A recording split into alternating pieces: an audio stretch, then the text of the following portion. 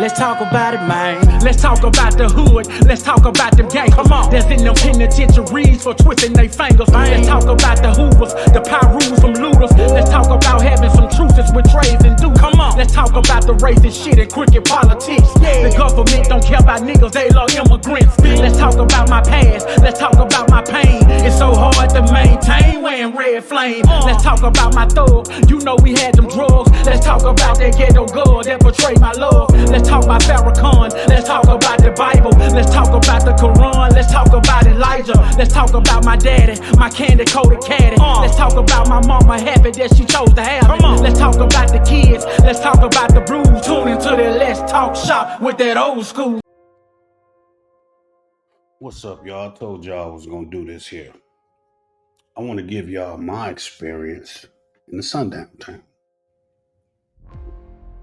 When I first started truck driving, it was about 2011,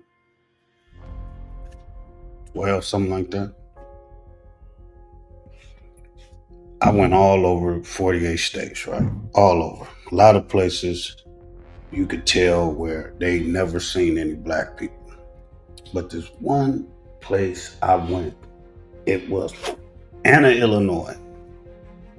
Anna, Illinois. And Anna is the acronym for Ain't No Niggas Allowed. Now, I didn't know this prior to me coming to this place. I didn't know this. I had a load of furniture to deliver. And when I first got there, I had a ritual when I would work all day. I would work all day, man, and wherever I would end up at, I would find me something to eat, go crawl in the back of my sleeper, and I would turn the TV on and watch TV, eat, go to sleep, call my wife or whatever, right? This particular time when I pulled into Anna, it looked old in this area. It looked old, man. It looked like the only thing that wasn't old was the cars. The buildings seemed like they were still set up the way they were back then. Right? Now, when I pulled up to this spot, I parked out. I got there, I think maybe 8 o'clock. It was still the sun. It wasn't all the way dark. When I pulled up, I said, okay, I'm going to go get me something to eat when I get here. And it's funny how your body works. Your body will tell you, no, this ain't right. This ain't right. Your intuition or whatever you want to call it will tell you this ain't the spot. So a feeling of fear came over me. And I'm not ashamed to say this. Just because of the way the atmosphere looked. A feeling came over me and said, you know what, maybe this isn't a good place. So I crawled in the back, closed all my curtains in my cab, and I began to watch TV. But I called my wife. I called my wife on the phone and I said, boo, I said, you know what, I was going to go get me something to eat, but I'm not even hungry no more. She said, well, I said, because this area that I'm in, it looked like anybody white that see me, they gonna say, there he is, get him. And that's just how it looked. I'm telling you. I was like, you know what? I don't want nobody to see me. And I'm gonna be honest with you, man. If somebody would have knocked on my door, on my truck, I'd have been scared. Oh man, it just put me in that time. You know what I mean? When being black was just, and it still is. But back then, when being black was, you had a target on your back, right? We still got that target. That target ain't went nowhere, but they were able to do things with impunity and get away with it. Just like, I guess it's the same as it is today.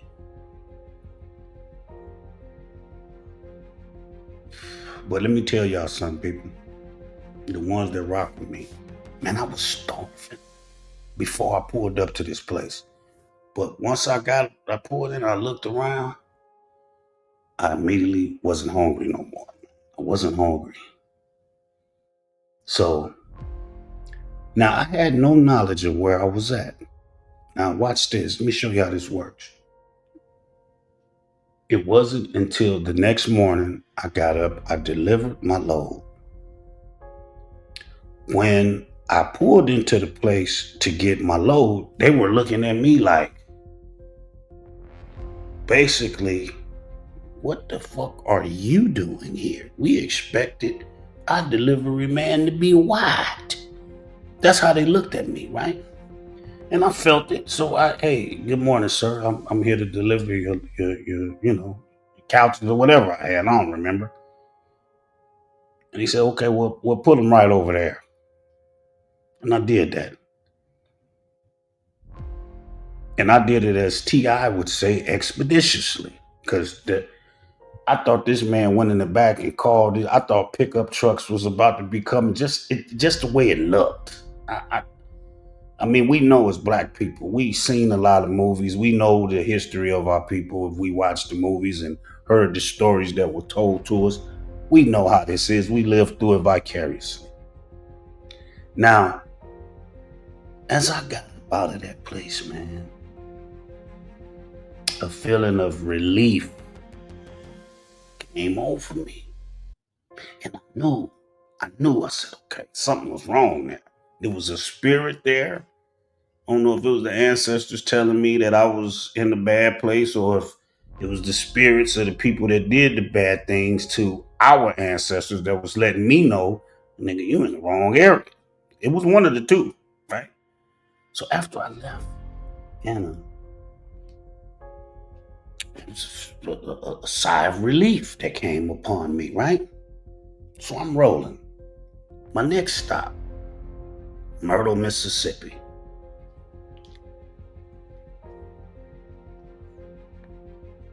I was working for a trucking company called Watkins and Shepherd. And they told us, they said, hey, no, they didn't tell us. Other drivers would say, no, I'm sorry. They did say, they said, black people are not,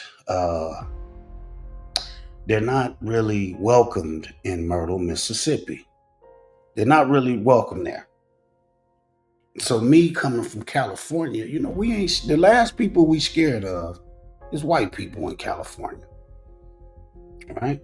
And I ain't scared of no white people. I'm not scared of no people, but I don't have a fear. I ain't gonna go there. I didn't have that, right? I went down to Myrtle, Mississippi, and even the cars were still driving the same cars that they was driving when Martin was giving his speeches. I mean, the whole area. It looked worse than Anna. And I said, damn.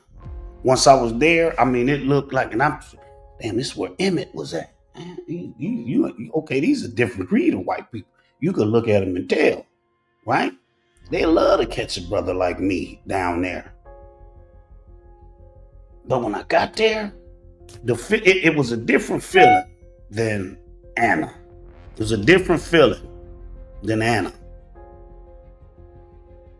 This feeling was more calm. I wasn't really tripping. It was just the look that got me. Like, God damn, these people, do they know that, technology and shit has advanced? This was my thought process. But I went in, I delivered it, and I did my thing, right? And a couple brothers that I work with, they was like, man, you went down to Myrtle? Man, they killed the brother down there. They beat a truck driver to death down there. I said, well, hey, I don't know what he did, but hey, it's all good. I'm up out of there, right? That same element was there. Wasn't until I got home, right? I got home and like I said, I had no knowledge of Anna. Now, me being a history buff and things like that, I love reading up on our history, our culture, not just our culture, everybody, but I love reading about black history because I'm black. I came home. Now, hear me out. Give me a second. Let me find this book for you. I got a book here. I'll show you. what I'm talking about and where I got this from, right? Okay. And this is where I found out that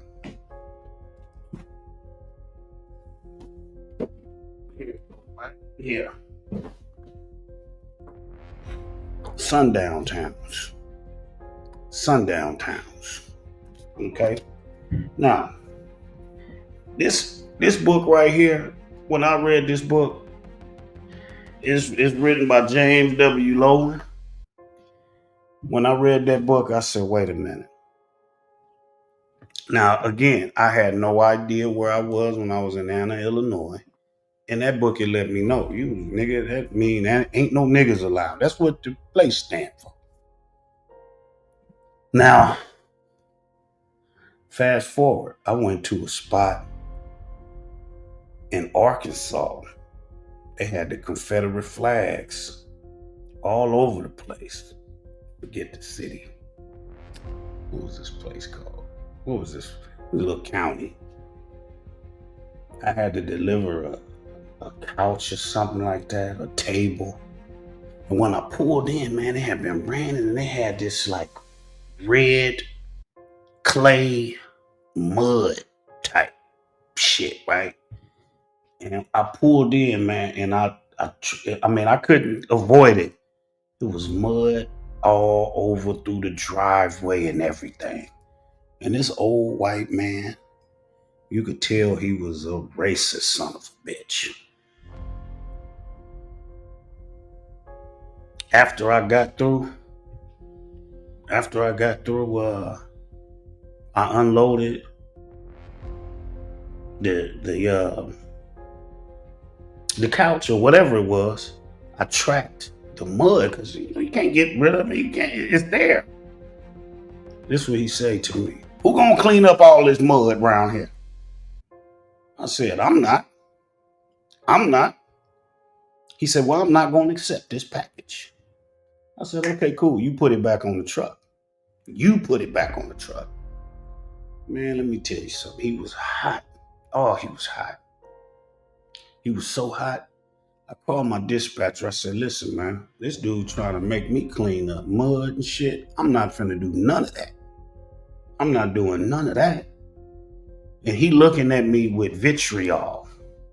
He looking at me like, you nigger, I got the boys on the way right now. Right? And I saw this look, man. I'm telling you. And I'm in Arkansas. Everywhere I went, I seen them Confederate flags, man. I was like, oh, shit. But I ain't finna clean up no mud. I don't give a damn. I'm not finna clean up no mud. I let my dispatcher know. He said he's not going to accept the package. I said, okay, we'll just get up, take the package and get on up out of there. Boom. I said, okay, put the package back on. I'm going to get up out of here. He bowed down. And he said, leave the package. I said, I need a signature on this paperwork. He walked away. Now, the lady that was there, she came and signed. Okay, cool.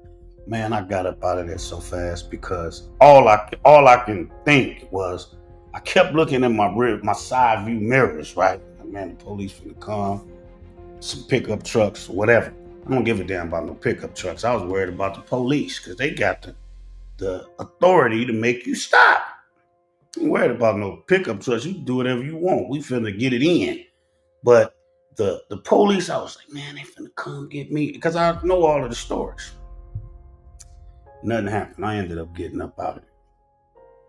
And I noticed that all three of these places that I named, Anna, Arkansas, Myrtle, Mississippi, and a lot of places throughout the South, when you go downtown, like where the city hall is at, they have on the city hall building, they have this bell. It's a bell on top of the building. I was just like, what is that bell for? Right here. You know what I mean? Mr. Lowen, let us know what that bell was for. The bell, they would ring that bell right when it got dark, right when the sun is going down, that bell would ring. They would ring that bell. That would let all the black people know you got to get out of town. You got to get out of town because if they catch you, It's free game. It's free game. In Anna, Illinois, they had a black woman. Bless her soul, and my condolences to that family. They had a black woman. They were selling encyclopedias. And the sun came down on this woman. And you can only imagine what they did to her. Beautiful black woman. You can only imagine what they did to her. The sun caught her. And they caught her. Right? So Sundown Towns is a real thing. They had them out there in Glendale, California. They wasn't all in the South. Majority of them was in the North. Illinois. That ain't the South. It's not the South. And Myrtle, Mississippi wasn't really a sundown town. It's just Mississippi. You know, they got their niggas in check down there. That's just all that was. I'm just not from there. So I didn't know, I wasn't under the, you know, the tutelage that they were under. I'm like, nigga, I'm from Cali, nigga. Please, you slap the shit out of a white boy out here, man. What y'all talking about? What? Y'all running from these motherfuckers? We don't have that. Here, I'm in Texas. I had a brother run up on me. Not run up on me like that, but I was in the store. And I had on my Long Beach Certified shirt. And he came up to me. He's like, hey, man, that's your clothing line? I said, nah. He said, oh, you from Cali? I said, yeah. He said, I could tell, man, your whole demeanor, man. He said, but you know what, man? You know what I really respect about y'all, man? Y'all ain't scared of white folks. That's what he said. But you could tell that the brothers in the South, man, they ain't scared of each other. No. They ain't scared of each other. They will put a hurting on each other. But they ain't gonna do nothing to these white people out here. They ain't gonna do nothing to them. Believe that. All the dirt and shit that they gonna do it to each other. They ain't gonna do it to no white person. And that brother told me, he said, man, one thing I value and respect about y'all Cali dudes, man, y'all don't play when it come to white people. Y'all tear white person ass up. And I said, but y'all should be doing the same thing. Y'all deep out here, man. What's wrong with y'all? Y'all deep. But y'all rather inflict pain on each other. That's the difference. Comment, subscribe. Excuse me, not subscribe, I'm sorry. Comment and let me know. Have y'all ever been through a sundown town? If you even felt like you've been in a sundown town. Because they out there and they still go by those same laws. They still go by those same laws. So if you ever feel like you in one, and here's the thing, right? My generation, the brothers and sisters that's my age, we know about this, right? And our parents and grandparents protected us from this. I'm gonna tell you how they protected us from this, right? When we used to go on our extensive road trips, like my people from St. Louis, Arkansas too. We got folks down up in the South regions, southern regions. When we would go to visit each other, I remember my grandmother, man, she would pack chicken. She would do all of this stuff. That was to feed us, but it was also because in their era, they couldn't stop to get food because it was in these sundown towns and they wasn't feeding black people. You can't stop. They didn't have the luxury that we got to pull into a place in these back countries and back roads and get something to eat. You get your ass whooped, sometimes even killed. So my grandmother, I saw it firsthand. She would pack enough chicken, and snacks, all kind of good stuff to last us till we got to where we were going. And it worked.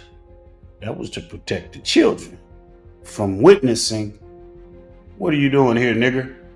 You can't use no bathroom here. We don't feed you. We don't do that. That was their generation.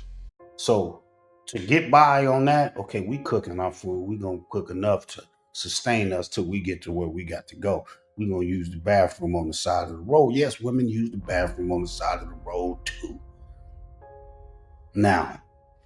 Comment. Let me know your story. Because you know what? The folks that rock with me, I appreciate y'all leaving comments and everything. Even white people be on here giving me comments and stuff, and I appreciate that too. Y'all good people too, right? Everybody is not bad. I don't lump everybody in. I don't paint everybody with one brush. So comment, let me know.